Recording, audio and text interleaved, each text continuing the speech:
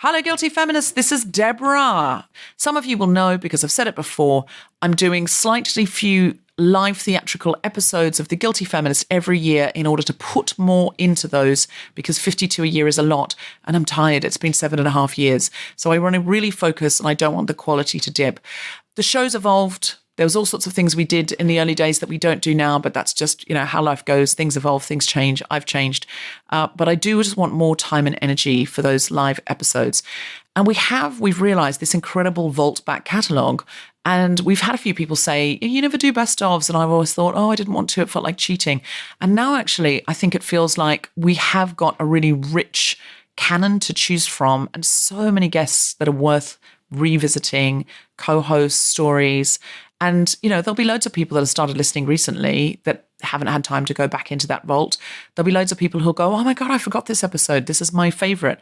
And some of them really bear revisiting. This week, it's an episode from August 2017 in which Rachel Parris and I talked to sexologist Alix Fox about orgasms. I think I was much more prudish and less comfortable about talking about orgasms then than I am now. I recently did a crossover episode with Brown Girls Do It Too, and I found it very liberating, to speak frankly. I mean, I'm not somebody who finds it easy. I was raised in a religious cult, but I think I am finally, after 7.5 years getting better at this. The reason I want to revisit this episode is Rachel Parris has one of the most interesting, relevant stories on orgasms that I could possibly imagine. And when it comes to listener questions, I'm well out of my comfort zone. But Alix Fox is not. She is the most liberated person when it comes to sex, and she is an expert. So really enjoy this episode on orgasms. What's your name in the front row there? Yeah. Jamie, I'm a feminist, but could you open my water for me? I just can't do it. I'm just not interested at all in... Thank you so much. I just struggle. I once had to ask a taxi driver to pull over because I was dehydrated and my hands were going red and I was virtually in tears trying to open a bottle of water. I have no strength in the hand, and that's not a good start for an episode on orgasms.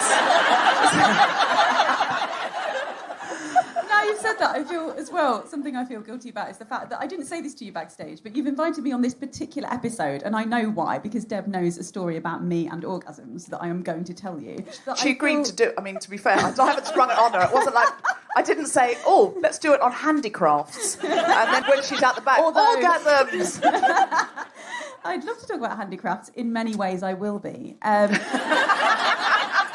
But I feel that my role today, in many ways, is representing the prude, in a way. Oh, that's interesting. A bit. Like, I'll talk about what I'm going to talk about, but I do, as you may have noticed backstage, I was perfectly relaxed, and then we started actually talking about sex, and I was like, we'll talk about what we're talking about, but I don't want to delve too far into it. Everyone's got their own ideas about it. So that will be my role today, will be to represent that section of the community that may feel that way. You did go a bit Women's Institute at one point. I know! It's true. Do you want to go first? Yes, I'll go first. Good. Everything now sounds to me... It does, doesn't it? I'm going to come first. I'm a feminist, but when I heard that John Hamm was dating Jenny Slate, I thought, wow, he's dating a brunette comedian, not a blonde supermodel. What a lovely man. I love him even more now. Like he's doing this incredibly talented, funny, bright, successful woman a favour by dating her and not a supermodel. What the fuck? My own brain. Oh, what a nice man to date one of the most successful women. I mean, what? Like...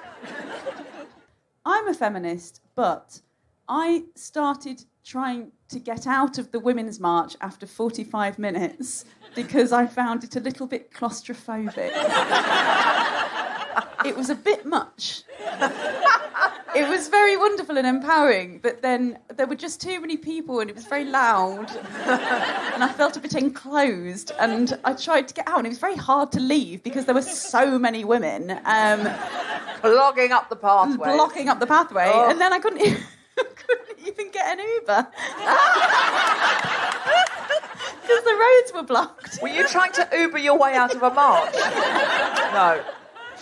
No. I'm a feminist, but when I heard that John Hamm was dating brunette comedian Jenny Slate, I thought, oh, fuck, he was accessible.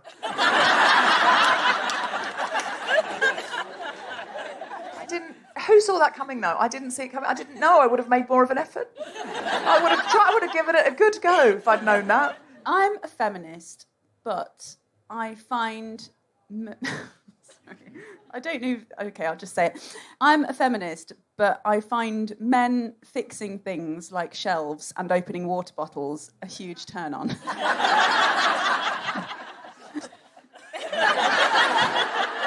What's your name? Jamie, I've remembered. Jamie.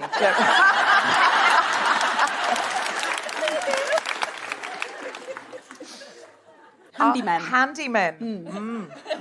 Well, it demonstrates. See, you know, I said I was going to be the prude on the show. I'm literally just talking about men fixing shelves, and I'm actually blushing. Handymen. Oh, that's interesting. Are you single, Jamie? Okay.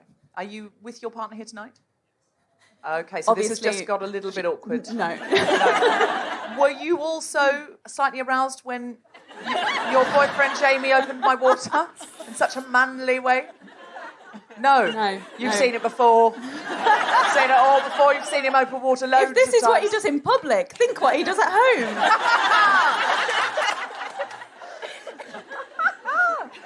I'm a feminist, but when I heard that John Hamm was dating Jenny Slate, I decided not to read anything about it because it could be made up and it's just salacious celebrity gossip.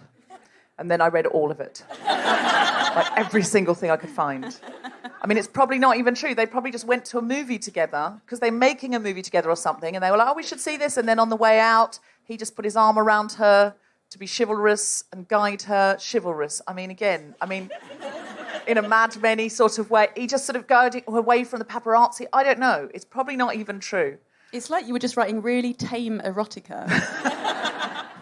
That's the kind of erotica I write. That's my fan fiction. It's basically, my porn is just really men in well-cut suits. Really, I don't find... Oh, I don't go for a suit. OK, how about this? Different tastes. A man in a kilt playing with a puppy. Strongly agree. Do you know what I mean? Strongly agree. A man in a naval uniform playing a grand piano. Do you see where I'm going with this? Yes, I do, and I like it. White tie, smoking a French cigarette on a garden gate. These are my fantasies. None of them involve nudity. OK, fireman. Oh. Holding a baby. It's a standard one, I know. It's not exactly niche, is it? No, it's not niche. There's hardly any puppy kilt calendars. We should make one. Jamie, would you be in a puppy kilt? If we needed you to, would you do a puppy kilt calendar, Mr. July? If the puppies were cute. High standard of puppies. I'm a feminist, but I would almost certainly have plastic surgery as long as no one found out about it. That makes me think you've already done it. Oh, no. How annoying would that be if people thought that you had and you hadn't even would you have plastic surgery? Face? But thighs, bum? What? Anywhere, really. Just a bit. But not yet. No, not yet, in like 2 years or something. I mean, that is hard. I hope you really wouldn't, because you're beautiful. Do you know, my husband has said to me, the only thing that would make me leave you is you having plastic surgery. Anything else would be fine, or I could fit anything else. But if you cut open your beautiful body, I couldn't bear it. And he said I would nurse you back to health, and then I would go. Because I couldn't bear the idea that you'd cut open your beautiful body. And I said, Tom, let's get real. If you came home and found me in bed with my plastic surgeon, you wouldn't leave. That's our joke. It's a very healthy marriage. I'm not actually planning on being in bed with my plastic surgeon when he comes home. I would definitely do it when I knew he was out. And do it in a hotel, I don't know, at the surgery. Why am I bringing him home? There's no need.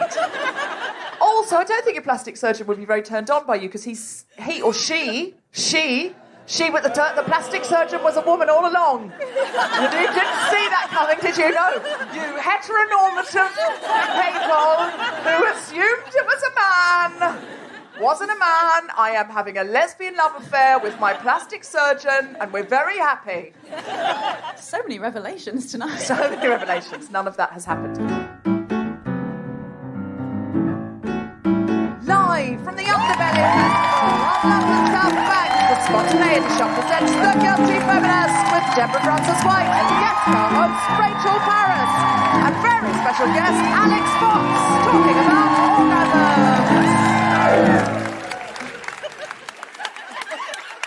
This is The Guilty Feminist, the podcast in which we explore our noble goals as 21st century feminists and the hypocrisies and insecurities which undermine them.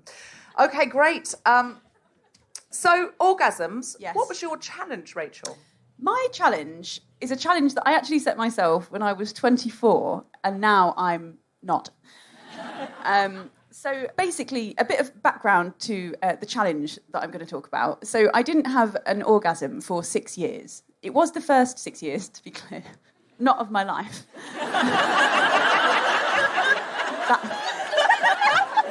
That wouldn't be a story, would it? Of having sex. So, like, I started having sex when I was 18, and then I carried on having sex, just endemically, and then it wasn't until I was 24 that I had an orgasm. And I wasn't faking it, and I was sort of having, like, a fair bit of sex, like short relationships, like a couple of one-night stands, and I wasn't faking it, although I look back and I wonder if what I was doing in those years could have been misconstrued as faking it. Because, you know, a few of us have had sex here, haven't we?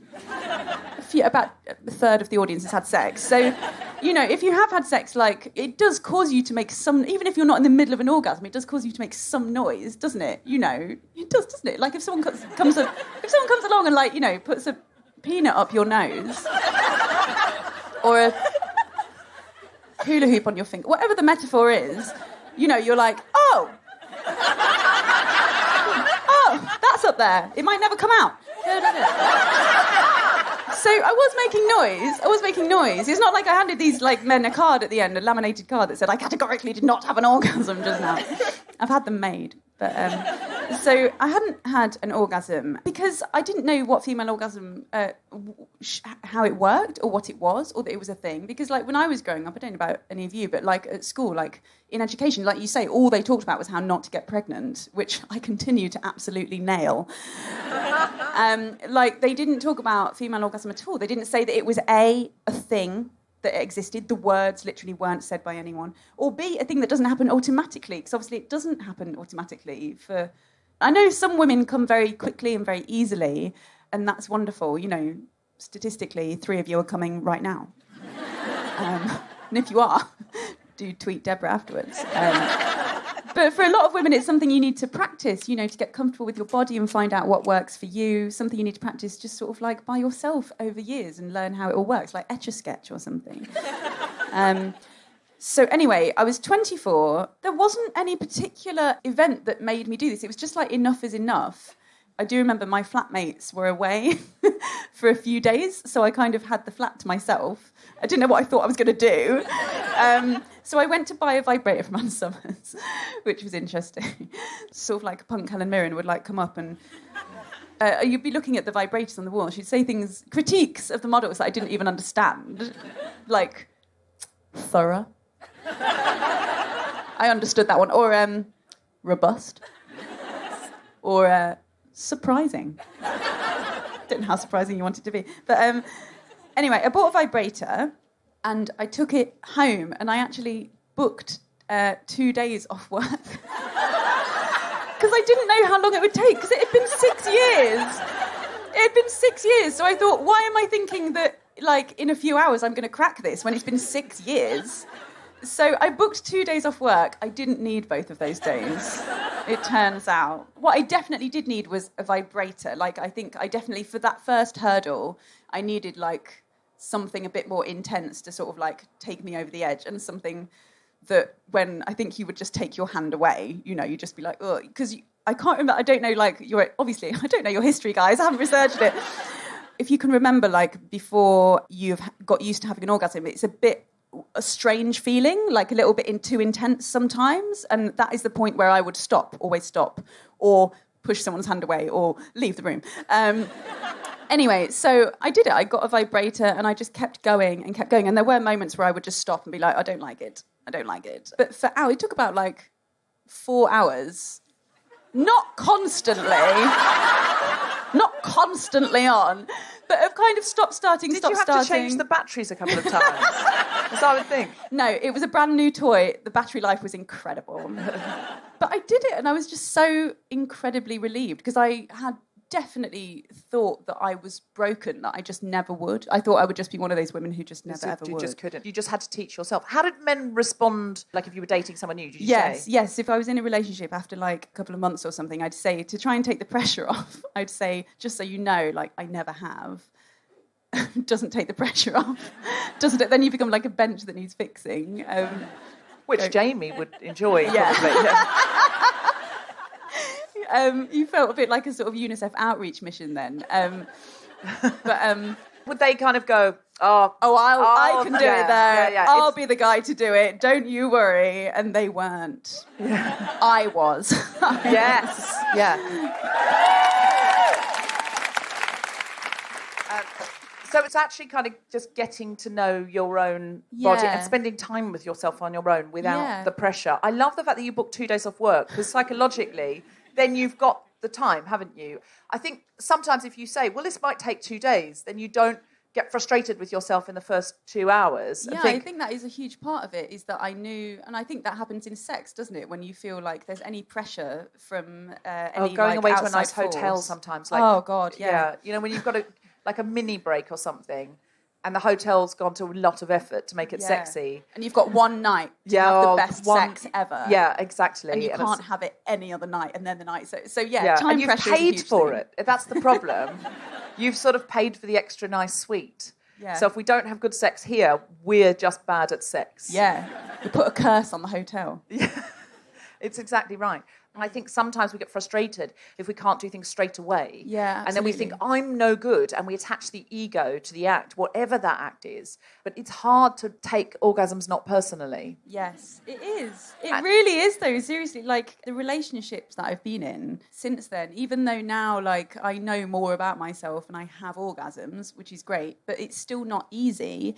And there's an assumption always at the beginning of a relationship, if someone can't please you immediately in that way, themselves without any help. And I'm always like, I'm very happy to help. I'm a very helpful person. And it doesn't turn me off to do that. But there's an idea of if it doesn't happen immediately, then it never will. And that's so obviously. That is not true.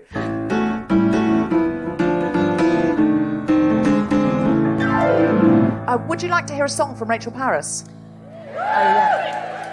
Then please put your hands together and make general woohooing noises that are in no way orgasmic for the wonderful Rachel Parris! Thank you. This is a song about sex more generally. It's not specifically about me getting myself off at home. This is just a general song about sex for some people. See how you feel about it. Thank you, Tom. It's a very sexy song. That's what I should have mentioned. I walk into your bedroom and I ask you to turn out the light, 'cause my tummy's bloated from the lamb kebab that we ate at the end of the night. It's also bloated 'cause I'm premenstrual. That's the reason why I got the sweats. But don't knock being premenstrual. That's the reason why I want to have sex. Hormones, yeah. We're getting low down, really low down. We're getting low, you're falling off the bed. And I'm shuffling around trying to make some room, and then I kick you in the back of the head. Sorry, but now we're going. Yeah, shirt comes off, now we're doing it. Trousers off, now we're getting to it. Shoes and socks off. This takes 5 full minutes. Double knot.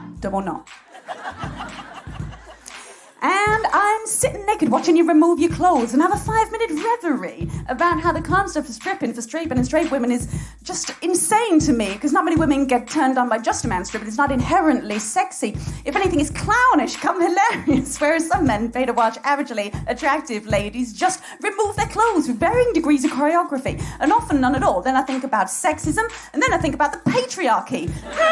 And now you're naked! Totally naked, except for your knee supports. Slow it down, slow it down, slow it down, stop, just stop. It's gonna take some time. It might take 40 minutes or more for me to get mine. But you could put a condom on without me asking you to. It's clearly the most sensible thing to do. I don't want a tiny U or an STI. I love it when you do that, but you're on my thigh. Get off my thigh. Now you're talking about whipped cream. So soon, whipped cream all over my bedroom. They sing about it in songs, but it feels so wrong. And after a while it goes off and the sheets smell like yogurt. And not in a good way.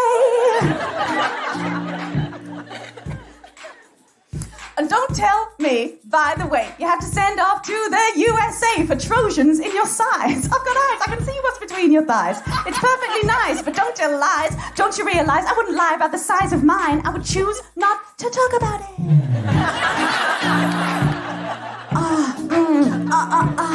That was the sound of us making love. Yeah, it was really nice. We've done it twice, and that's enough. And when we're done, you don't have to hold me all night long. I'm very aware that your arm will go dead, and it's not that comfortable for me either. Let's just hug for 5 minutes, and then sleep in our own space. Now that's what I call satisfaction. Yeah. Thank you very much.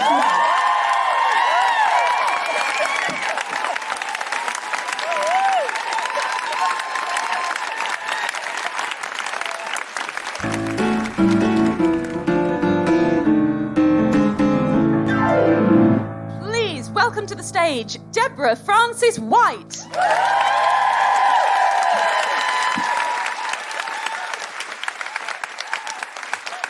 There's no need to do non-musical comedy now.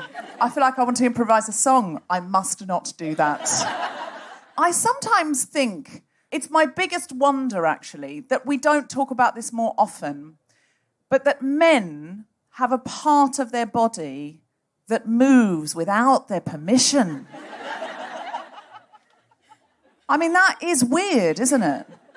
Actually, I'm going to say cisgendered men have a part of their body. I'm only talking from my own experience at the moment, my own experiences with cisgendered men. And they have a part of their body that moves without their permission. And I sometimes think, imagine if you were at a party and as a cis woman, and you're at a party and you're talking to a man or a woman, and you're thinking, oh, they're cute. And then your arm just started to go up like that and just wouldn't go down. It just wouldn't, no matter what you did, you couldn't get your arm down. Like, I honestly think if that had happened to women, we would have all been burnt as witches in the Middle Ages. All of us. To have a part of your body that moves when you don't want it to and doesn't move when you do. Like, there's no part of my body like that. So I find it a really odd thing. And because also for me, I can't just see an image of like a penis or something like that, an erect penis, and then get aroused by that. Like, what men tell me is they can see a picture of breasts and they get a physical response. Something changes in them. And I find that a really odd concept because I have to think quite hard. I have to have sort of multiple storylines. Like, my storylines have to be, I mean, they don't have to be as good as Breaking Bad or anything, but there has to be an A plot and a B plot going on. Like, I have to really think of it in my mind. I can't, no image is ever going to just arouse me on its own. And likewise with an orgasm, I have to be in the right place in my head. So basically what I'm saying is I can't do it accidentally. And also, for me personally, it's all very neat and tidy and inside of me. So I can have an orgasm without you knowing.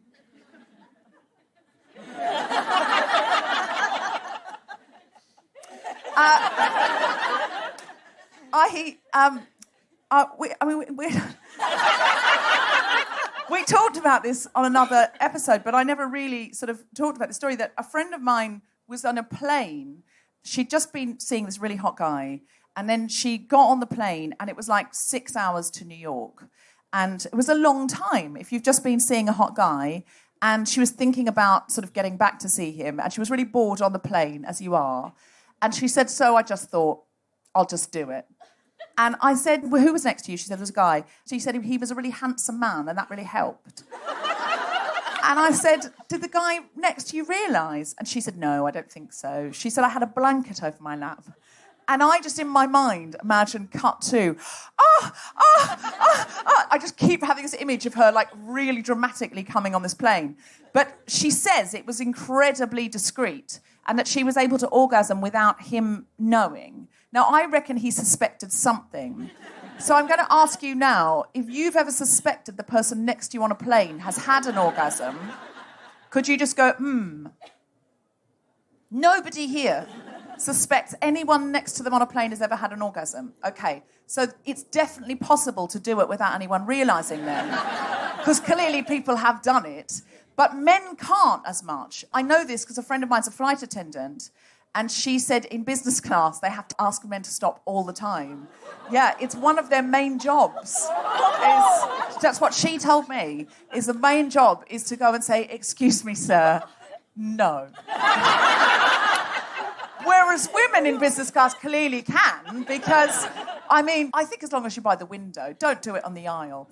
But if you're by the window in business class, you absolutely, clearly could, because it does take very minimal movement. And this is one of the things, the patriarchy gets nearly all of the good things, and women often get that sort of second-class citizen, whatever's left over. But in terms of orgasms, no.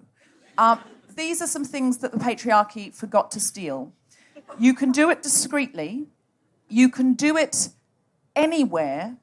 You don't need... You can sort of almost... If you're very good at, like, Kegels, where you clench. If you don't know what this is, it's sort of where you clench to keep yourself tight. You could almost do it just with sort of a Kegel-like movement against a piece of cloth, I think. I don't know, I haven't personally done that, but I imagine that you could.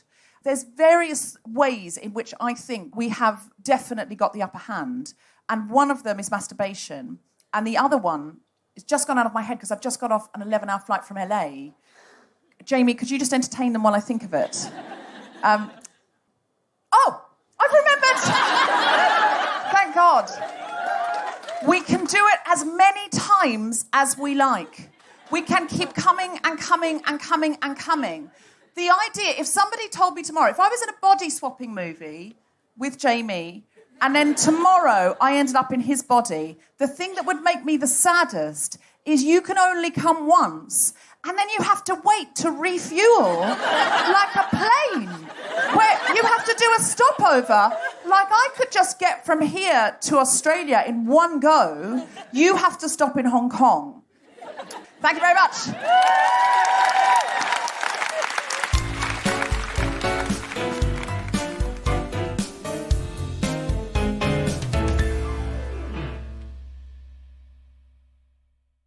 Hello, Guilty Feminists. This is Deborah. That's DF Dubs. We're recording more live episodes and you can come and see us.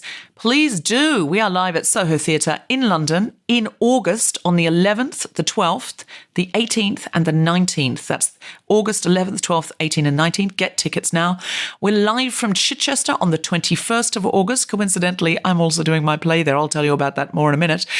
And we're recording episodes of The Guilty Feminist and Global Pillage. That's a deep cut. We're bringing it back for one episode only at the London Podcast Festival on Saturday the 16th and Sunday the 17th of September. For tickets to any of these shows, go to guiltyfeminist.com and click on live shows. I'll be in Chichester, as I mentioned. Did I mention? I mentioned, I think, that I've written a play called Never Have I Ever. It will be on at the Chichester Festival Theatre at the Minerva for the whole of September. Like I'm a proper playwright. I feel like Neil Simon in the 70s. It stars Alexandra Roach, Amit Shah, Greg Wise, and our very own Susan McComber. It's about money, sex, power, politics, identity, and running a restaurant. For tickets, go to cft.org.uk. You can also get ad-free episodes via Patreon, Apple Podcasts, or Acast Plus. And if you're passing iTunes or Spotify, you felt like leaving us a 5-star review, we'd love you forever. You can review any individual episode. If you've reviewed us before, you can review us again. It helps other people find the podcast, and it gives you a warm, fuzzy feeling, and it gives us a lovely, lovely buzz. So we'd really appreciate it.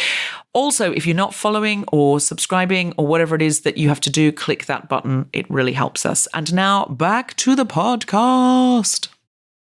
Our guest today is a multi-award-winning journalist, broadcaster and sex educator. She's a sex and relationships expert for Durex, an ambassador for Brooke, the sexual health advisory charity, and was named Sex Educator of the Year in 2016. Please welcome to the stage, Alix Fox!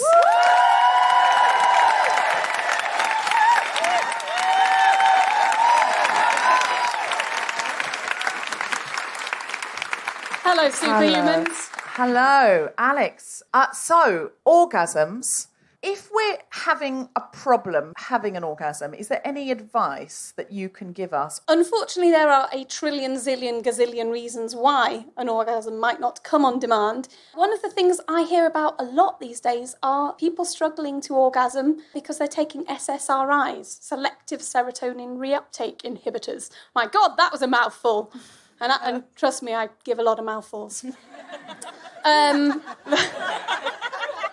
Hi, Mum. Hi, Dad. Yeah, a lot more people these days are taking antidepressants.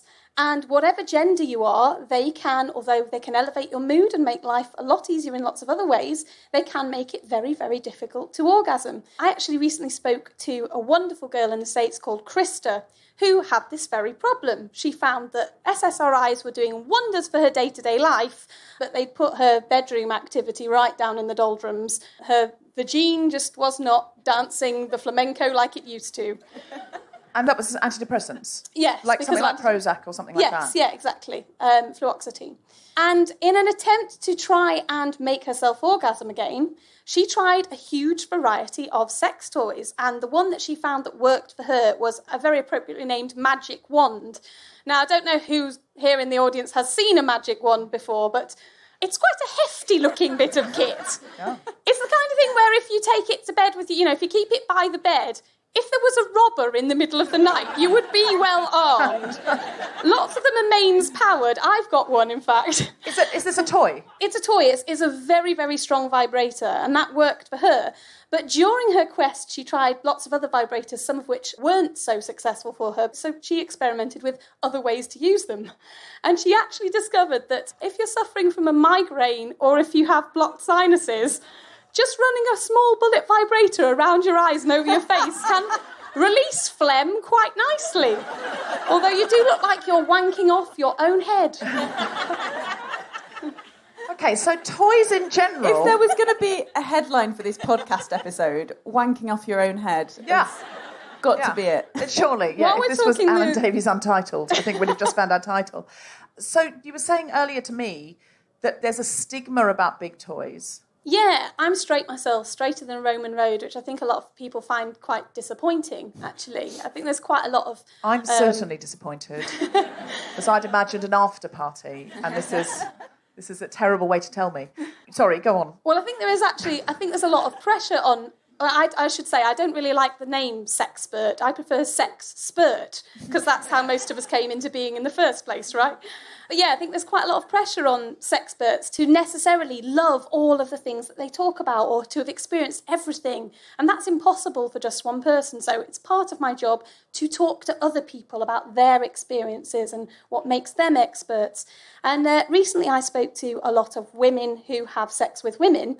And they quite rightly pointed out that a lot of females are told, yeah, it's empowering and great to have a sex toy, but make sure it's not too threateningly big, because if it's the size of a bollard or a Pringles can, and you have a male partner, then they're going to feel terribly emasculated by this. So make sure it's tiny and feminine and discreet. And the women I spoke to said, no, make sure it's fuck off and big and it does the job. Wow. Hence, I invested in the British equivalent of a Hitachi Magic Wand, which is a Doxy vibrator. This thing's got some heft. In fact, I'm surprised I don't have one bicep significantly bigger than the other through using this thing. It's mains powered and... It's mains powered? What, like a drill? It's a power tool, yeah. I thought that would be too much. I think I'd get a bit into, like... What? Well, I have three concerns about this, actually. For a start, it works so well that I think I have become mildly addicted and quite used to the level of power that my Doxy provides. And this is The lights dip, people. Okay? The second thing that I'm worried about is I think I am actually starting to make myself concave down there. And the third thing I have concerns about are... I moved house in January and I now share with a flatmate, so I have to tactically wank when he's out because I'm not a subtle wanker in any way. As the audience will know, I'm not a subtle wanker. I've got neon hair. I look like Lisa Simpson finally hit middle age. I look like I live too close to Sellafield. So there's nothing subtle about me. But yeah, the toys I like to use can be quite loud. And I thought I was being discreet enough to get away with it until the neighbour mentioned that there was quite a lot of noise. And I said, oh, we've got builders in remodelling the kitchen. And now the neighbour keeps asking to see the new kitchen. Do you sound like a kitchen remodel? Because that's a very specific sex noise, isn't it? Okay. Well, you were talking about women not making noise or not making noise during sex before. This applies to people with penises too. In fact, I used to date someone who suffered with depression and he took SSRIs and they had that same effect on him that they made it quite difficult for him to ejaculate. When he did, the sensation was so overwhelming that he couldn't stop himself from making noise. And my nickname for him was Thundercat, because I don't know whether anyone remembers Thundercats, but you know Lion-O used to go, thunder, thunder, Thundercats, ho! Every time. Like a bear being stabbed with a trident.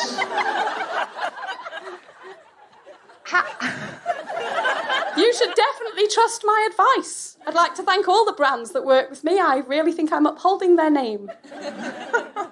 You talked in an article about things we could learn from, like, that everybody, queer and straight, can learn from the queer community. Sure. What are those things? What can we learn from the queer community? Well, one of them, as I've just said, is don't be afraid to pick the toys that work for you rather than the toys that you think won't intimidate somebody else. Pick what makes you feel pleasure rather than being too concerned about putting on a show. If you are worried that your partner might be intimidated by a toy you want to use, try giving that power to them. I found that saying, oh, you know, this magic wand toy, it can get me off through my clothes. And suddenly they feel like a magic cunt conjurer who can perform incredible feats. Other things that I've learned from LGBTQ plus friends and experts, one of my dearest friends is a male dominant called Master Dominic, and he's taught me all sorts, including the fact that, perhaps rather obviously, gay men tend to be less squicked out by the idea of anal play than some straight people do. He made the very good point that playing around with someone's butt, and when you were saying I'm a feminist butt before, I was thinking I have a feminist butt, and it's very widescreen.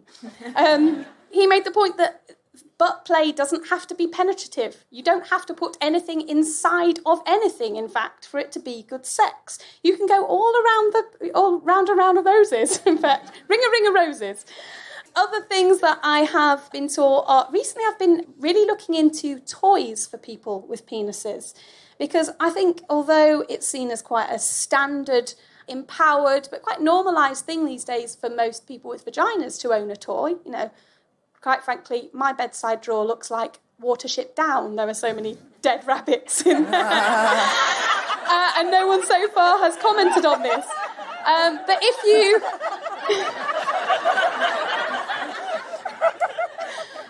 But if a cisgendered man says that he has a toy, I think people either seem to assume that he is some incredibly intense Christian Grey type who's got a dungeon lurking where the washing machine used to be, or that he is some kind of loner who lives with his parents and is too socially inept to get a girlfriend, and so he has a disembodied vagina in a vase.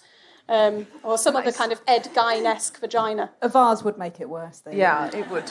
That's a leap of assumptions, but yeah, I see what you mean, that women are allowed to go into Ann Summers or Harmony or wherever you go.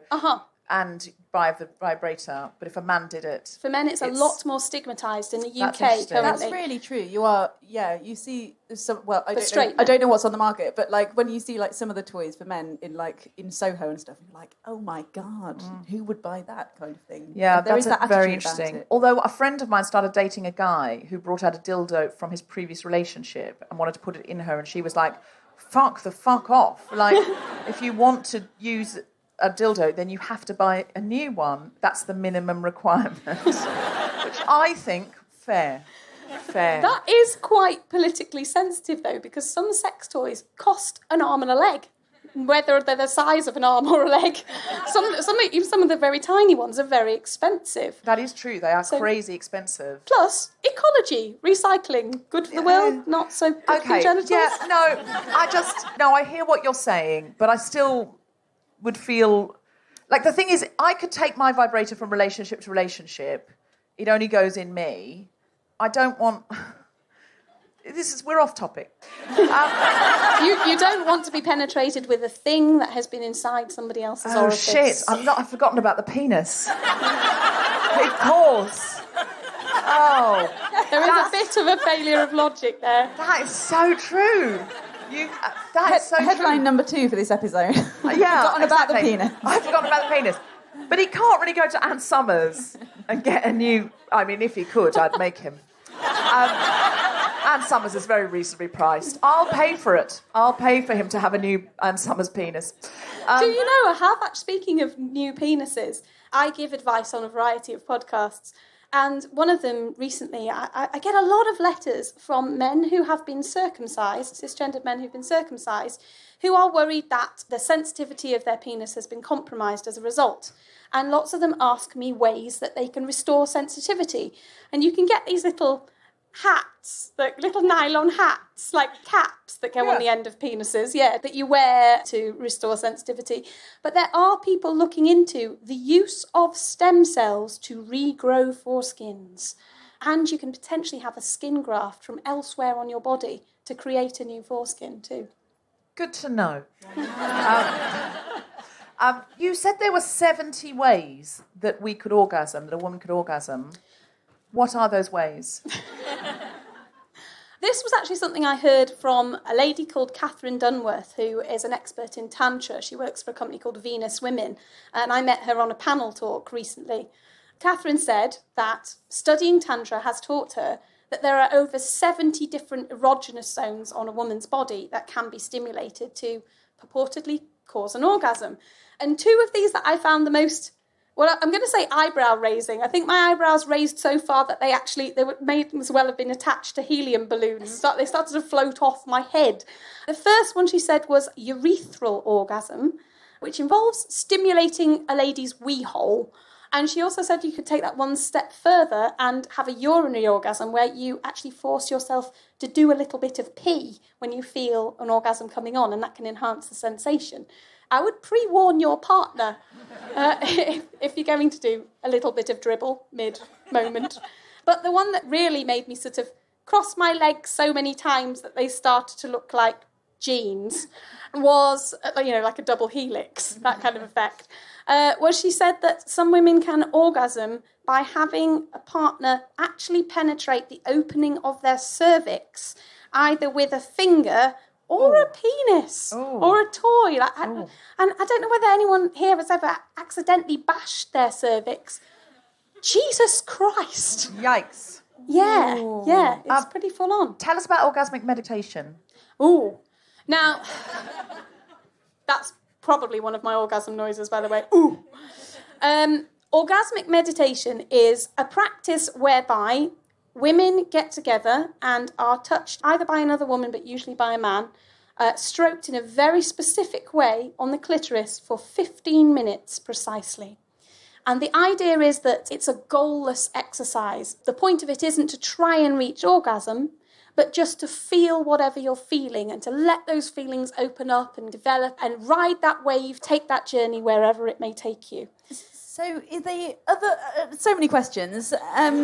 Are the men just they haven't met before? It's a strange man that they don't know.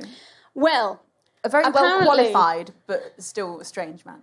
Apparently, since I tried it as part of an article that I was writing. Apparently, since I tried it and on the basis of my experiences, the way that the foundation who teach orgasmic meditation hold their classes and workshops has been changed. Because, unfortunately, my experience was quite traumatic. I should probably warn people in the room that some people may find this a little triggering. I certainly did. You pay several £100s to go and hear someone tell you how great OM, or orgasmic meditation, is for around 6 hours, okay? There's a long time that you're told how great it is. So is the talking? Well, they just play Sting at you over and over again. 6 hours of talking? Well, there's also a demonstration where a woman and her male partner who've been practicing for a long time do this in front of you. She hitches up her skirts, she gets a foof out for the world to see, and he strokes it, and she makes the kind of noises that suggest that better things are going on in her undercarriage. That, you know, it's like a Live Aid concert or something was going down there. Like huge, there's lots and lots of cheering. Performative, or it's more didactic, it's more demonstration. It's a demonstration, but I think the person in question that I saw genuinely was having a wonderful time. So you've had 6 hours of convincing, you've seen 2 other people perform this amazing act in front of you, and you're really intrigued. And then you're told that you have to pair up, if you feel comfortable, with somebody else in the room in order to practice this. And yes, most of them were strangers. I thought it was like an expert. No. In fact, when I went, and this was several years ago, they have a policy that the teachers are not allowed to touch the pupils because that would be seen as potentially something that could be used in a damaging way. It could be exploitative. The way that, having an affair with a college professor or something like that, yeah. So you have to pair up with someone in the room, if you so desire. There is the opportunity to say no. But after 6 hours and a demonstration and the financial incentive that you may well have paid several £100s to be there, there's actually quite a lot of coercive pressure to go ahead with it. What I didn't know is that everybody else in the room had already been to a previous kind of meet and greet and get to know each other, apart from me. Networking event. Yeah. So they'd all kind of previously picked their partners. I hate networking events at the best of times, but that's pressure, isn't it? Do they give you a name badge and half a glass of warm white wine, like at normal networking events? Everyone had already checked out everyone else's LinkedIn pages, I think. So I ended up with the one person in the room who I had mentally pegged as the one I really didn't want to get together with. Absolutely could not do that. Absolutely could not do that. That is awful. That is really... There was also some journalistic pressure on me. Of course. I'm not so saying you shouldn't have done it. I'm just having a sort of I don't think I should have done it. I'm having a visceral tightening. Yes. Which actually brings us to, I can never say this word, vaginismus. Vaginismus. It always sounds like an orgasm at Christmas to me. Happy vaginismus. Get the fairy lights out. I think it sounds like a rodent. Like dormouse, vaginismus. Oh, that's interesting. For me, it sounds like all my Christmases have come at once, but it doesn't mean that. No, quite the opposite, in fact. Vaginismus is a condition whereby it's partly psychological, but it becomes physical. It involves a woman's vaginal muscles clamping up with such force that penetration with anything, be it a tampon, a finger, a penis, a toy, anything becomes so painful that it's pretty much impossible. And the reasons that lead to a woman being stricken with this condition can be extremely complicated. They can be linked to trauma. You know how you clench up sometimes when you're worried or nervous or stressed about something? Some people get so clenched up in their minds about something sexual that their body reacts in kind. And then that can be very difficult to undo that tightness even when you want to later in your life. On one of my podcasts, Close Encounters for The Guardian, I talk to people about their sex and relationships and their sexual lives. And the very first episode, in fact, I spoke to a woman who was from quite an Orthodox Greek background. And as a young person, she'd seen many of her female relatives who were vibrant, charismatic, vivacious young women settle down in marriages and, in her eyes, be confined to the kitchen and dulled and compressed and repressed as people. So she began to associate the process of growing up with the loss of her liberty. And she became very, very frightened about growing up. She said that when she went through puberty, when she started her periods, she went to bed and just decided she was going to try and block it out. She did not want to grow older.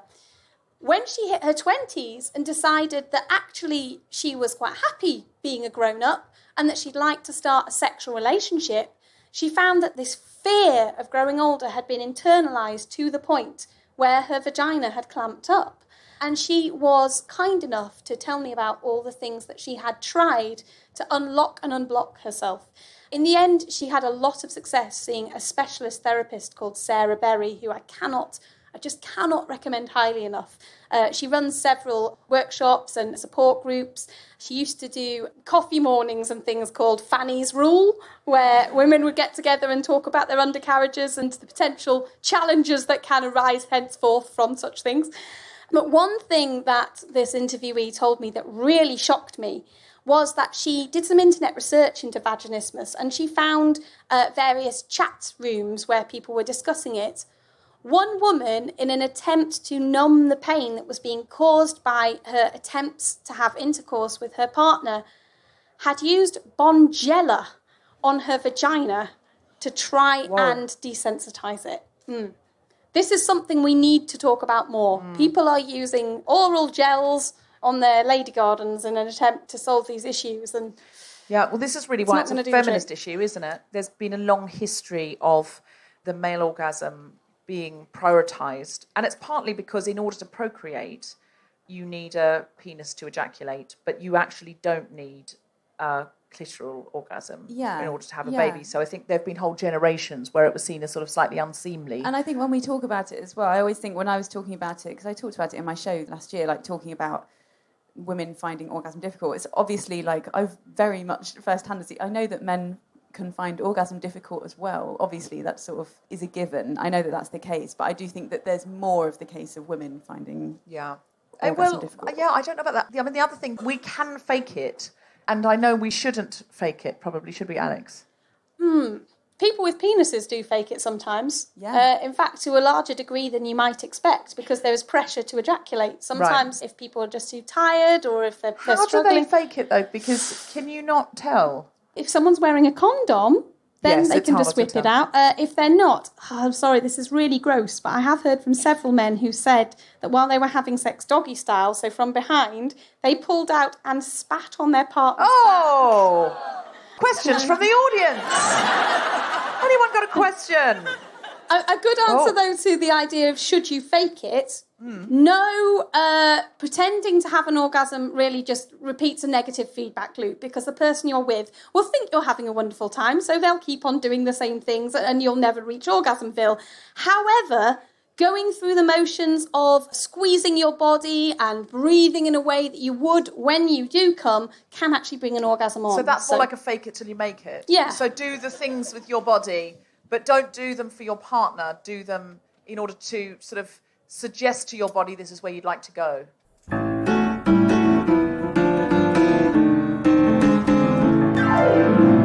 think we're just trying to get a mic down there for questions. Hi. Firstly, Deborah, I'm the girl with the chocolate. Hey! My partner... Sorry, on Twitter. What's your name? My name's Catherine. Catherine. On Twitter, Catherine said, I own a chocolate shop. Can I bring you some chocolate? I have chocolate for you too as well, although I didn't know who was going to be here, so I just have a range that I can distribute. I am not complaining. That is the greatest. So brilliant. Yeah. So Catherine has brought something better than orgasms to the table. Well done, Catherine. My partner takes fluoxetine. I was very relieved to hear you talk about it because it's the thing that dominates my sexual life. Just talk into the mic. Yep. The other side of that is I have almost exactly the opposite problem to you, which is that everything down there is really close together and I can come without touching myself. Wow. And have done embarrassingly so. On trains, on planes, on buses. Buses is the biggest one. I'm not shy about it. I have been doing this since I was 8. I have a relationship with someone who I am completely sexually incompatible with because I can be finished to the point of like pain within 5 minutes. And I was wondering if you have come across that before or if you have any tips. Alix, this is very much your department. You're absolutely not alone. It's less common, I must admit, for people with vaginas to find it easier to orgasm than not. But you're certainly not the first person I've come across, so to speak, who's said that they can orgasm so easily that... do you ever get bored? Does it become non-sexual because you can come so often and with such regularity? I find it difficult to connect orgasms with having sex. Because they happen in Sainsbury's or, And because it happened to me when I was a child and I wasn't having sex, and I didn't have sex till I was about 16, 17. And it's something that happened for 10 years before I started having sex and before anything like that happened to me. Also, it means when I have sex with my partner, he is the person having sex, I'm not. Right. I think to unpack the link between your sexual feelings for you being quite intrinsically and potentially disturbingly related to childhood, I'd recommend going and chatting with a great counsellor about that. I'm sure you have spoken about this with your partner, but if you are able to, then it would be really brilliant for them to be able to understand your point of view. Apart from that, can I ask, what genitals does your partner have? A penis. That makes life kind of a little bit easier in some ways. I think often foreplay, I hate the term foreplay, by the way, because I think it frames intercourse as the main event of sex when it doesn't have to be. I don't use that voice in the bedroom, by the way. I think foreplay often focuses on women, but in your case, it might be useful to focus the foreplay more on your male partner so that when he is absolutely at the cusp of about to explode, then you can have penetrative sex if you want to. Have you heard of Tenga eggs? No. I am about to suggest that you use a yolk to wank off your bloke. Okay, these are a Japanese toy. We spoke earlier about how in the UK, male masturbation toys are viewed with some stigma. But in Japan, there is this brand called Tenga who make toys for people with penises that don't look like vaginas. In fact, they work with the quite highbrow artists. They've done a range of toys with Keith Haring, for example. They have their own energy drink over there. They're really normalised as a company. And they've just... Honestly, I've just got off a plane and it's a lot, isn't it? It's a lot. They have their own energy drink. I mean, it's been quite a lot for me to come out and talk about my own orgasms, and now I feel like I'm hearing about an egg with an energy drink that I have to buy for my partner. Well, these Japanese toys, they're trying to push them in the UK, and one of the most popular ones, it looks like a little silicone egg. It's soft and stretchy and squidgy, and it's got a hole in the bottom. And how you use it is you pour a little bit of lubricant into the hole, pop it on the end of your partner's knob, where it will look uncomfortably like a squid about to eat. So you have to kind of get over that, unless you're into tentacle erotica, in which case your dreams have just come true. And then if you or he use your hand to slide that up and down his shaft, like you were giving him a normal hand job, what's different about this is inside each egg, there's a different type of texture. So some of them are knobbly, some of them are wavy, some of them have ridges. I'm really sorry I brought it up, Deborah. I'm delighted. It's a great way of you being able to give him a new form of pleasure that's likely to get him very excited very quickly, and then you can literally and figuratively meet in the middle when you're both ready to roll. So that might be one solution. But if you want to, let's talk afterwards about others. Do we have any other burning questions? Yes. If you have a burning question, please go to a GUM. Yeah, we might need to refer to you over here. Yes. Hiya. So I kind of have the opposite problem to Catherine, in that I've never had sex, but I have had quite a few orgasms, courtesy of myself. That was me fist pumping you for triumph, not trying to suggest that you're fisting yourself. Okay. No, funnily enough, not. That's fine if you're into it, though. My issue is that I'm slightly concerned that I obviously have only got experience with myself, and I know very intimately what I like, what I'm used to. And my concern is then when I go and start having sex with other people, I don't know how, because obviously I know what that feels like. And so I'm concerned that I'll go into it and then it will just be really kind of shit from the beginning because I might not orgasm, I might not be used to it because it's awkward and all that jazz. And I just thought if any of you sort of have any advice. I still feel that way.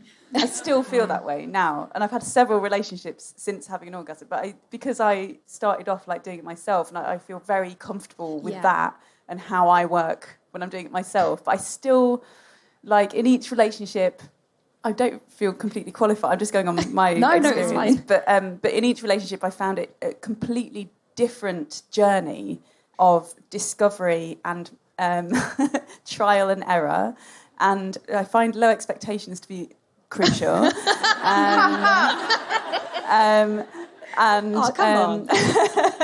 On both sides, and but that you get there in really different ways. And so I've found in the sort of long-term relationships that I've had, for one thing, it has taken loads of time and patience, and for me to, I know exactly what you mean, like that pairing, like, well, I know what I'm doing in this scenario, but how does that translate when there's someone else here? Yeah, exactly. That's doing kind of the issue.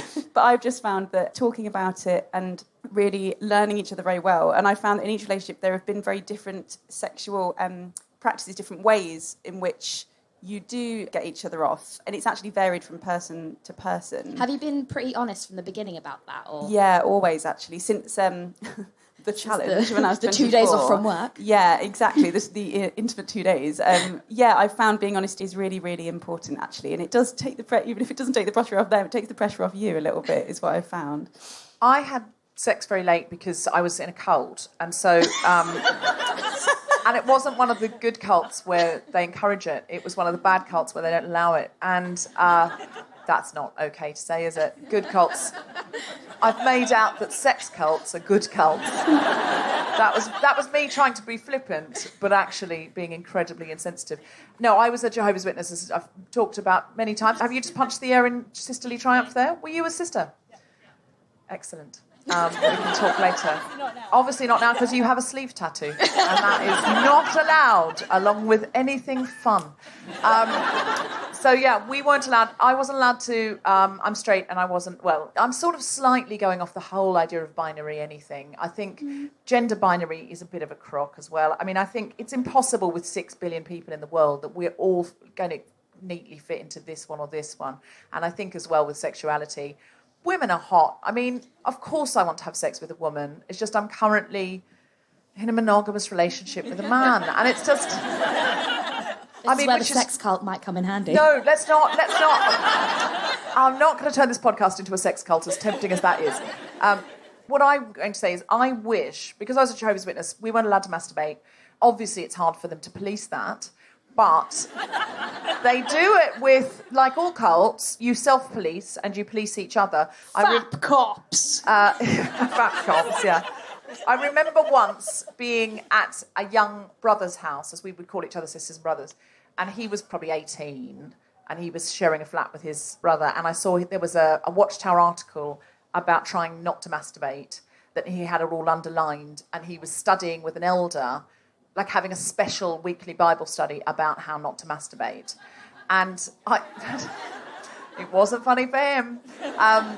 But as a woman, I hadn't started masturbating. And because I hadn't started, I hadn't got it going. And so when I've asked my former Jehovah's Witness friends, did you? All the men say yes, obviously we did. And then we just prayed about it. We tried not to and we felt guilty and we'd go through that cycle. But a lot of the women say, no, we never did because we never started. We didn't have a starter for 10, basically. So I started everything very late. And I wish I'd done what you've done and got to know yourself before you started with partners. I think that's the greatest thing in the world because I didn't know myself that well when I began. And then I think you're trying to do it in public almost, like you're trying to do it with an audience before you've had a rehearsal. I mean, I don't know. I'm in show business. That's how I think about it. Yeah, and now you've got the knowledge. Yeah. You take that with you. Do take your vagina with you. Go to somebody else and say, okay, I know what I'm all about. You do but this. But they'll love that. They might surprise you. It might surprise you. They may do things to you, with you, on you, for you, that surprise you and you find new pleasure with them. It's different being with a partner, but sometimes, even though you have a partner, if you do, it is a bit quicker and cleaner and easier to do it yourself, isn't it? I mean, it's less time wasting. There are some techniques that you can use to try and teach a partner what you already know so well about yourself. You're an expert teacher when it comes to your own pleasure. I always say that no one can really have their best sex until they're BBB. You've got to be your own best body buddy. Know yourself and know what works for yourself. That sounds unsexy to me, best body buddy. I'm automatically turned off for the rest of my life just hearing that. Well, to me, Says it the woman sounds a bit turned on like by a sex BLT, so sex and bacon. Already No. I am turned on. No. Have you noticed that a lot of magazines, by the way, make all sex, it's got a sizzle? What is that? It's not a fry-up. Oh, well. Yeah, one thing that you might want to try, if and when you find a partner you feel comfortable doing this with, is actually saying, I'm going to show you what I do to myself. And get them to vocalise what you're doing. If you're into sexy talk, get them to actually say what you're doing. Not only can that be quite an erotic thing to do together, but also I find that it actually goes into somebody's mind a bit better because you're kind of testing them on it. You know? Oh, so it's like a GCSE quiz. Yeah. Sort of like flashcards. What do I like? Well, there is a flash. Yeah, like trying to learn French verbs. If you're a bit too shy for that, another technique I've called hide and peek. Ask your partner to leave the room and not come back for 10 minutes. And during that 10 minutes, you put on the music that makes you feel relaxed, you get yourself in position and you start doing your thing. And then when they're ready, your partner can come back, just open the door a little bit and essentially spy on you. And it can help you feel like you're alone, so you don't feel quite so much like they're right there and, you know, staring right inside you in a gynecological manner. And for them, it can be erotic because they feel like they're witnessing something quite personal and private, and that can be very exciting. So that works for some people. But like with many sex things, no one thing is going to suit everybody. So What do you think of that, Rachel? That sort of Why are you looking at I don't know. asking me as though you're like, I will definitely have an opinion. I don't know. I just want to sort of tie it As all though in you're at the like, end, well, really. Rachel seems like a natural voyeur. So Yeah. I think that sounds quite nice, but I like to know if someone's definitely there or not. I'd want a heads up. I'd want a heads up. What about a webcam in the other room? Yeah, that might be. That would be fine. That's not a bad idea. Yeah. What can we call that? The Web and Deb. My favourite thing about this podcast, The John which the Ham listeners cam. can't enjoy, is Deb's facial expressions. Yeah, it's- all the way through all of these sexual practices has been absolutely hilarious. I find it hard. I sometimes think, what do I do with my face? You know, and sort of like when I'm hearing something like that. Because I think I've probably got quite a low embarrassment threshold for this kind of thing. Yeah, I and I have as well. wish I didn't. If you push the boundaries, you find that new place. And I think I wish I was more Tallulah Bankhead, more hedonistic, and I was sort of running little mini orgies out of my flat. If I were doing that, like, I'd just be in it, you know what I mean? Like, I'm really comfortable on stage, for example. That's a lovely, fun, relaxing, wonderful place for me to be most of the time. I wish I was more like that about sex, and I think probably orgies are the answer. What you're clearly saying is that you want to start a sex cult. That is so obvious. Cult is too strong. Sect. A sex sect. And you said backstage you were going to say something about transgender experience, which I just wanted to ask you about. There are more and more transgender toys on the market actually now, sex toys which are specifically designed for people with trans bodies.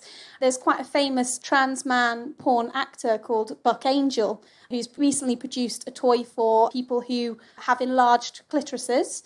And there's also a great company in the UK called Hot Octopus. They made this revolutionary toy called the Pulse, and it was marketed as the world's first vibrator, a vibrator specifically designed for people with penises. What's great about it is you don't have to be able to get an erection to use it.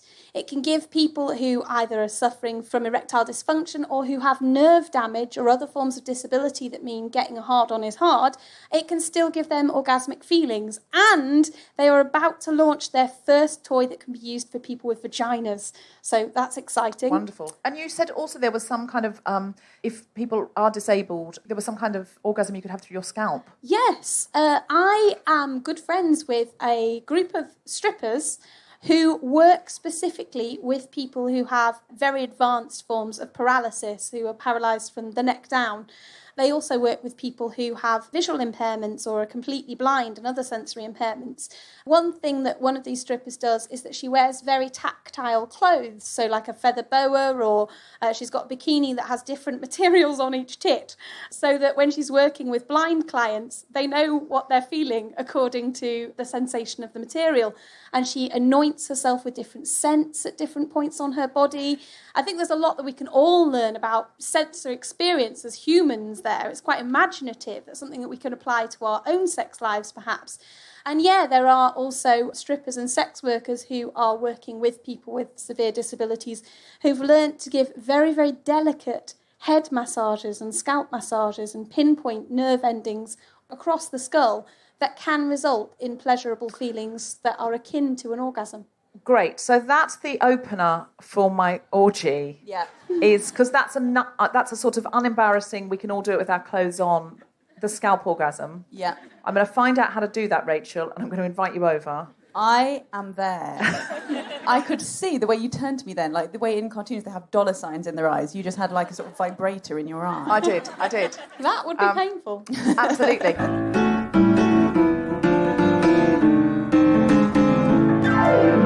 Rachel, do you have anything you'd like to plug? Yes, I do. Oh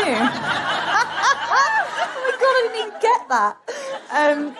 Yes, I do. I'm doing a musical comedy and stand-up comedy show called Keynote, and it touches on all sorts of themes from giving speeches and feminism and everything, really. And that's on at the Edinburgh Fringe, if you're going up at all, from the 3rd to the 28th of August. Also, I'll be up there with a show called Ostentatious, which is on at 1:30 every day as well. And I'd love to hear from you on Twitter. I'm at Rachel Parris on Twitter. Please do get in touch. I'd love to hear from you. Alix, do you have anything to plug? Yes, please do follow me on Twitter. It's Alix with one eye, like Cyclops, and then Fox, like the animal that goes through your bins. I do a podcast with Ollie Mann called The Modern Man, where I have a section called The Foxhole, where every single week I answer people's sex and relationship questions. If you have a question you'd like to ask, you can go to modernman.co.uk and click feedback. I also do a podcast called Close Encounters. Season 2 is coming soon. And I implore you, if you would like some really solid sex advice, no matter your age, check out Brooke's new revamped website. It's also a really good place for resources for anybody who works with young people. We've got loads of free workshops and free training courses, and Brooke are doing fantastic work. Wonderful. And the thing I have to plug, we did a special podcast recording at our Leadership Day. People paid to come on the Leadership Day. Every other podcast is just out on the normal feed on Monday. But if you want this one, which is about negotiating, and our guest was a hostage negotiator, you have to pay £5. That £5 then will go into the kitty to make future events more affordable for a wider variety of people. And it's also a way to support the podcast. We don't do Patreon. We don't do advertising. It's completely free at point of use, although thank you all for coming and buying a ticket today. Also, please go to Global Pillage, globalpillage.net, which is my diversity-based comedy panel show. And if someone got a charity that they would like to promote and collect for tonight. Yes, somebody over there. Could you tell us your charity? What's your name? So my name's Daisy. Daisy, and what's your charity? So in the theme of knowing your own body, I work for a charity called Cop A Feel. We're a breast cancer awareness charity. Cop A Feel. So we try and raise awareness to get young people and women and men to know their own bodies and trust their own touch. And so, yeah, we go out into festivals and universities, and we have a wonderful team of bubettes who have been affected by breast cancer, who have had experiences in going to workplaces. And so, yeah, we just want to keep spreading the word. Super. So Copperfield today, if you want to donate some money to Copperfield on the way out, there'll be someone at that door and someone at that door. They're raising money to raise awareness, to get to know your own body, so that if you do have breast cancer or similar, you know the signs. Follow The Guilty Feminist on Twitter at GuiltFemPod. Check out our Instagram, instagram.com/theguiltyfeminist. Like our Facebook page, sign up to our mailing list to get notified as soon as a new episode is released. And please go to iTunes and rate, review and subscribe. It helps other people find the podcast. Thank you very much. You have been listening to The Guilty Feminist with me, Deborah Frances-White, guest co-host Rachel Parris, and our very special guest Alix Fox. The recording engineer was Chris Sharp. Music was by Mark Hodge. The producer was Tom Zelinsky from the Spontaneity Shop. Thanks to Tony and Hannah at PBJ Live, and everyone at the Underbelly, as well as all of you for listening. For more information about this and other episodes, visit guiltyfeminist.com. Thank you very much. Good night. See you at the bar. A bit of a chat. Oh, somebody's in the wrong show. No? Somebody didn't know it was going to be about orgasms. No? What's happening? Because if they were going to the loo, I'd get that, but she's taken all of her bags, including her shopping. Genuinely need to know what that was. No. I don't know. The babysitter texted. My friend was in... We did this show in LA with Rachel Bloom from Crazy Ex-Girlfriend. My friend was in the audience, and she said, I was enjoying it so much. My babysitter texted me... Sally is in bed. She said, I quickly looked down and misread it as Sally's dead. And she said, I thought, oh, that's got to be a typo, and just kept. She said, I've honestly got a text saying my child was dead, and I thought, I'm just having such a nice time. I'm sure it's not accurate. The Guilty Feminist is provided exclusively from Acast. Find it wherever you get your podcasts.